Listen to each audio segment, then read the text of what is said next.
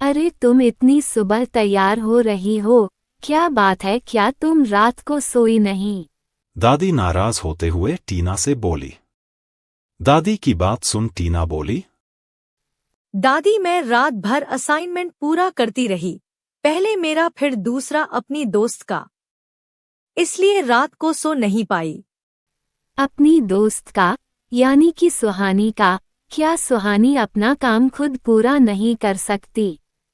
जब देखो तुम उसका भी काम करती हो और तुम अपना भी काम करती हो, तो तुम कब आराम करोगी? मुझे ये तुम्हारी दोस्ती बिल्कुल पसंद नहीं है, ऐसे तो तुम बीमार हो जाओगी। टीना दादी को शांत करवाते हुए बोली। अरे दादी, वो मेरी दोस्त है या आपकी, मैं उसको अच्छे से जानती हूँ। वह अपना काम खुद करती है, लेकिन अभी उसके घर में इमरजेंसी हो गई थी। उसकी माँ कल बीमार हो गई थी, इसलिए मैंने उसका काम किया। आप क्यों टेंशन ले रही हो दादी? अब आप आराम कीजिए। मैंने सारा काम कर दिया है, आपका नाश्ता भी बना दिया है, और अब मैं कॉलेज जा रही हूँ। टीना को सुहानी के मामले में लापरवाह होते देख दादी फिर बोली। और मुझे तो लगता है कि सुहानी अपना काम करवाने के लिए तुमसे झूठ बोलती है। देख लेना, एक दिन उसकी सच्चाई तुम्हें पता चलेगी तो तुम बहुत पछताओगी। उससे पहले ही तुम सीख जाओ तो ज्यादा अच्छा है तुम्हारे लिए। अच्छा दादी, ठीक है, मैं सीख जाऊंगी। लेकिन अभी मैं लेट हो रही हूँ, तो मैं कॉलेज जाती हूँ। ये कहकर टीना कॉलेज जाने के लिए निकल ही रही होती है कि तभी उसकी दोस्त का फोन आ जाता है। सुहानी कहती है। टीना, क्या तुम निकल गई कॉलेज के लिए? मैं तुम्हें लेने आ रही हूँ। तुम मत जाना, कहाँ रिक्शा के धक्के खाती रहोगी। तुम मेरे साथ मेरी गाड़ी में चलो। ये सुन टीना कहती है। अरे सुहानी, तुम क्यों तकलीफ करती हो, मैं चली जाऊंगी खुद। टीना मना करते हुए बोली। मैंने कहा ना, मैं आ रही हूँ तुम्हें लेने। टीना के कॉलेज जाने के बाद दादी खुद से कहती है। बहुत मासूम है मेरी बच्ची, इसे दुनिया में सब अच्छे लगते हैं, पर ये नहीं जानती ये दुनिया झूठ और फरेब से भरी पड़ी है। भगवान रक्षा करना मेरी बच्ची की। उसी दिन कॉलेज से आने के बाद सुहानी टीना को अपने घर ले जाती है और कहती है। आज चाय से काम नहीं चलेगा, तुम्हें लंच करके ही जाना होगा। तुम्हारी दादी को पता है कि तुम मेरे साथ हो, इसलिए ज्यादा जल्दी मचाने की जरूरत नहीं है, समझी? अच्छा चल बता, क्या खाएगी?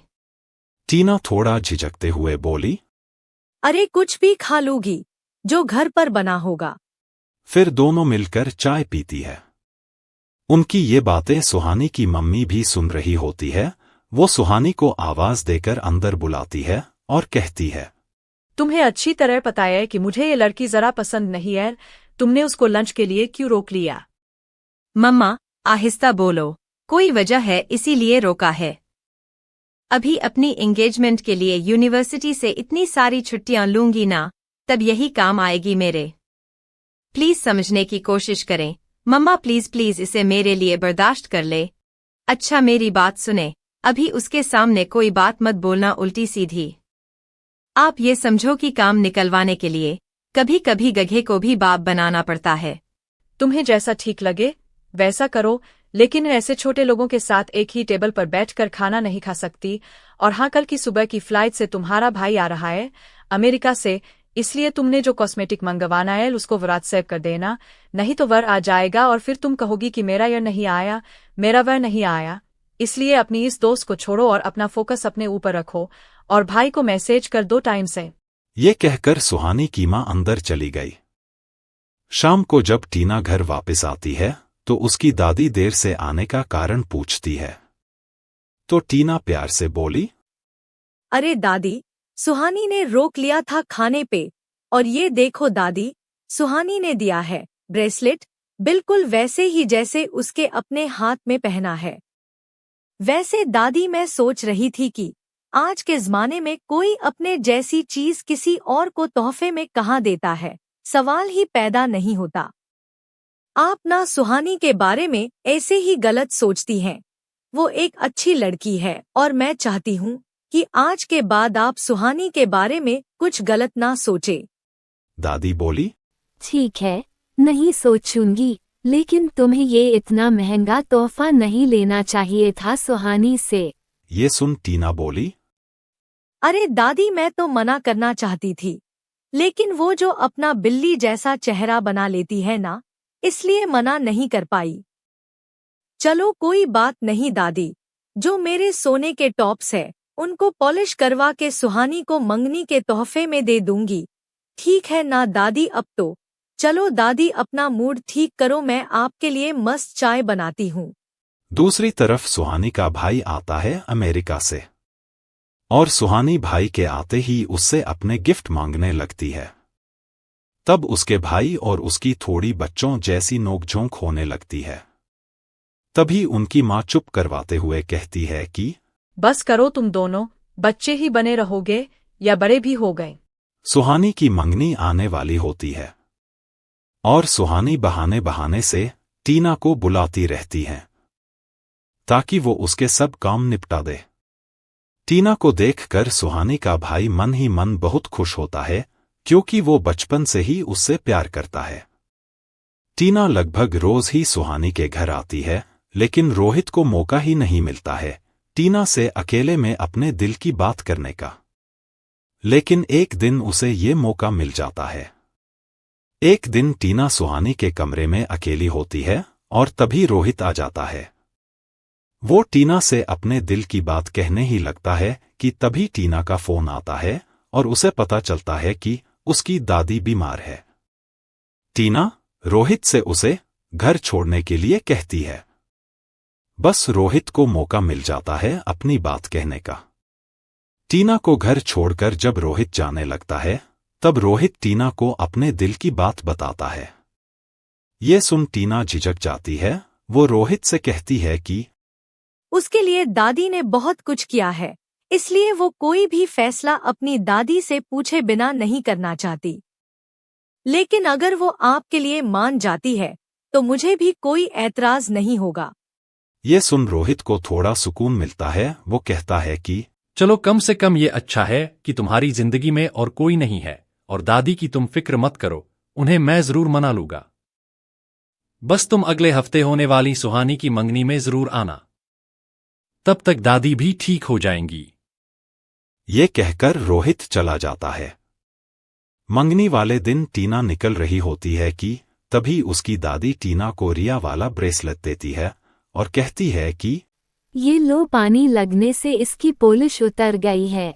ये खोटा है, तुम्हारी दोस्त ने झूठ बोला है तुमसे, ये नकली है, सोने का नहीं।